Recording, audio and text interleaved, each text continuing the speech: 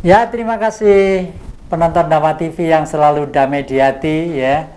Tadi itu kita sampai ke masalah apa? Tadi itu. Apa itu? Ya? Pentingnya lembaga. Pentingnya lembaga. Strategi kebudayaan. Ya, jadi di strategi ya, Dewan Kesenian itu isinya adalah orang-orang perwakilan dari grup atau orang-orang yang menguasai di bidang dunia kebudayaan, umumnya seni gitu, guys, dulu itu ya.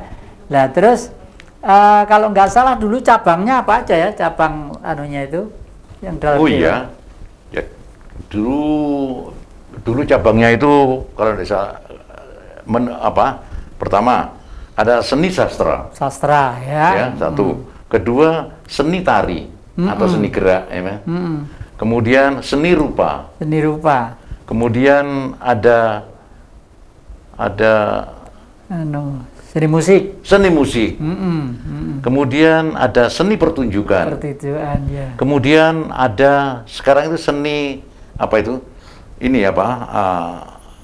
televisi ya dulu kita sebut apa itu dulu ya, film dan ya dulu ya film dan televisi ya sebutannya ya, kita ya.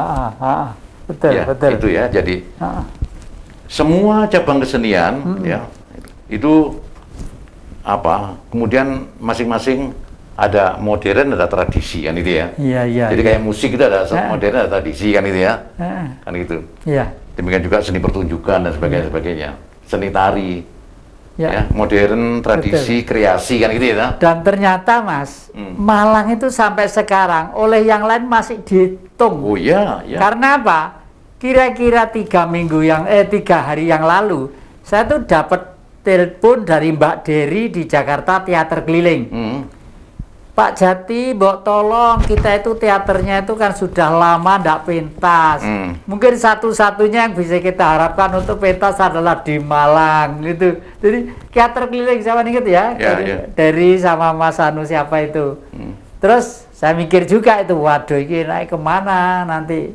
Ya Mbak, nanti saya tak ngomong sama teman-teman atau ke Pemda kira-kira kapan untuk apa di gitu, Iya. Kita teruskan lagi. Pemerintah kota dalam hal ini Pak Wali Kota Sugiono itu memandang pentingnya elemen pelaku-pelaku kebudayaan, seni dan budaya itu. Di samping elemen-elemen masyarakat yang lain, masyarakat elemen ekonomi, elemen industri, elemen pendidikan sebagainya, semuanya itu saya koproyo untuk bersama-sama membangun Malang, gitu ya. Jadi yang dibangun tidak hanya badannya, tapi juga jiwanya, kan gitu ya, dan sebagainya. Nah, kita diberi bagian terhadap strategi tentang nilai-nilai yang tidak kasat mata ini ya, mulai keindahan rasa, ya tapi yang sebetulnya itu menjadi lambaran dasar dari manusia bersikap kan itu ya, yaitu ngerti mana bener mana salah, ya apik ora apik, asor luhur, ya pantes ora pantes. Misalnya dalam seni tari kita diajari itu. Jadi tidak hanya simbol gerak, tapi makna dari simbol, gitu. Jadi kita bisa langsung orang itu walaupun gak ngerti Jawa, langsung ini ekspresi dari keserakahan misalnya buto misalnya, ini lambang dari ungkapan dari satrio misalnya, itu nampak di balik wujud ini ya. Jadi yang tidak nampak ini menjadi bisa dialami ya lewat wujud ini, lewat rupa ini kan itu ya, perwujudan ini. Nah, inilah pentingnya Pak Giono dulu, saya masih ingat, kita kan orang yang menjadi bidan lahirnya ya. Nah, Pak Giono itu sangat mengharapkan Malang jangan sampai apa itu kehilangan spirit dari apa pendidikan kejiwaan keindahan ini sendiri. Sebab di Malang itu gudangnya pelaku seni, kan gitu ya. Bahkan termasuk seni bela diri. Masih ingat ya, kita dulu ngumpul apa itu kelompok pencak silat itu di alun-alun dia, masal itu ya. Ini kan luar biasa. Nah, karena dipandang penting, Mas, maka kelompok ini dilegalkan dengan nama Dewan Kesenian Malang tahun 73. Kan itu, Mas ya? Sekarang tapi sekarang kan ada juga ya. Kenapa? Sekarang kan masih ada, tapi masih ada, tapi kita bicara sejarahnya dulu ya. Ya, sejarahnya dulu ya. Nah, tahun 73, jadi seniman, pelaku budaya, pelaku pendidikan kebudayaan itu adalah unsur elemen penting di dalam keutuhan masyarakat itu sendiri. Betul. Ya, kita tidak hanya manusia yang membutuhkan apa itu teknologi saja 2+2=4 dan sebagainya ya. Tidak hanya itu. Tapi ada dimensi-dimensi yang membuat manusia itu menjadi disebut manusia ketika dia sadar posisinya tentang tata nilai, Pak ya. Oke. Kemudian karena ini dianggap penting, maka Pak Giono itu dengan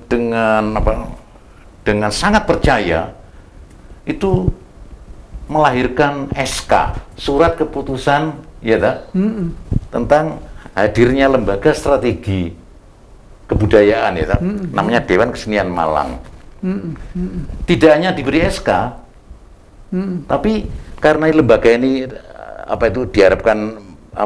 diharapkan memberikan sumbangan yang signifikan penting, maka juga diberi yang namanya bukan diberi ya, dipercaya, diberi inventaris yang namanya gedung, untuk kita berkiprah, tidak hanya mikir doang, tapi juga bagaimana kita mengaktualisasikan itu dulu di Gajayana dan Nusa Kambangan ini kan.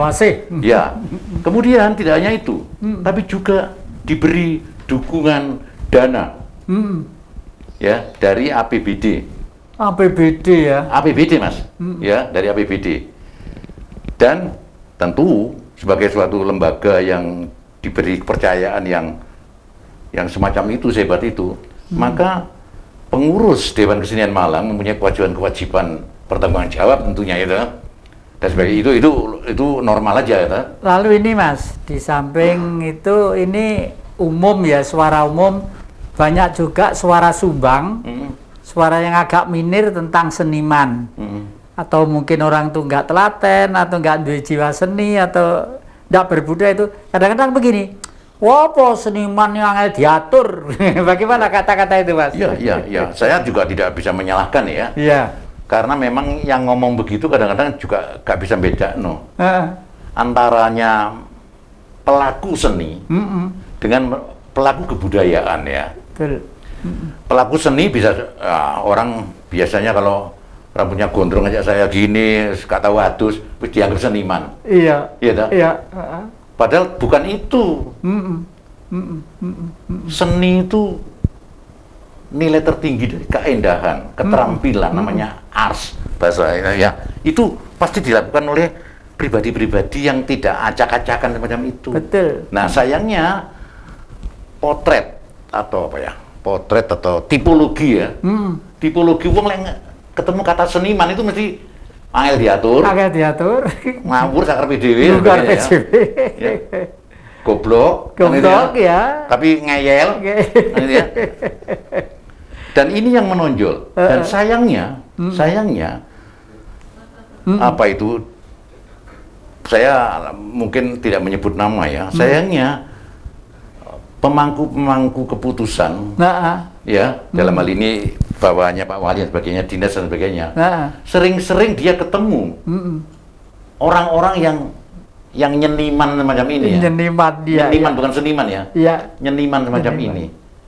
Yang ujung-ujungnya adalah bagaimana saling menguntungkan itu aja. Ya. Padahal mereka itu sendiri cuma praktisi aja. Praktisi aja ya. Iso jaran wis seniman. Ngelukis wis tau ngelukis maro melok pameran ngono wis seniman. Seniman. Ya. Ini apa? Degradasi nilai Mas ya. Nah, sayangnya orang-orang yang seneng tampil ke permukaan adalah pribadi-pribadi semacam ini. Sehingga rasanya tipologi seniman itu mesti ya itu tadi, wangel diatur dan sebagainya. Padahal Mas, kita masih ingat ya, salah satu hak dan kewajiban pelaku kebudayaan yang dipercaya menjadi pengurus DKM ini dulu. Salah satu hak dan kewajibannya adalah kita kan sebagai mitranya Pemda di dalam mengambil keputusan yang menyangkut kebudayaan itu ya.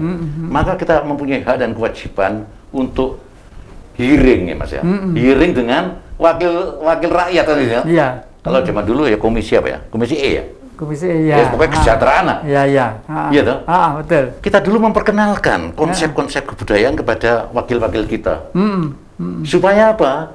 Supaya ini membawa aspirasi tentang kebudayaan. Bukan hanya soal alah Pak, yang penting kok benulan ono pentas. Bukan itu. Bukan itu. Bukan itu ya toh? Jadi dalam hal ini memang bisa kita lalar. Tapi sambil saya ngingat-ingat Mas ya. Ya. Ini saya serahkan Pak Jadi dulu untuk Ya, para penonton dan hadirin yang kami muliakan. Kelihatannya masih sangat amat penting ya fungsi itu. Kalau yang sudah ada, mari kita benahi kembali, dan yang tua-tua jangan bosen-bosen, yang muda-muda juga jangan terlalu kenceng tapi nabrak tembok ya. Jangan kemana-mana, masih di depan Jejak Ki Jati.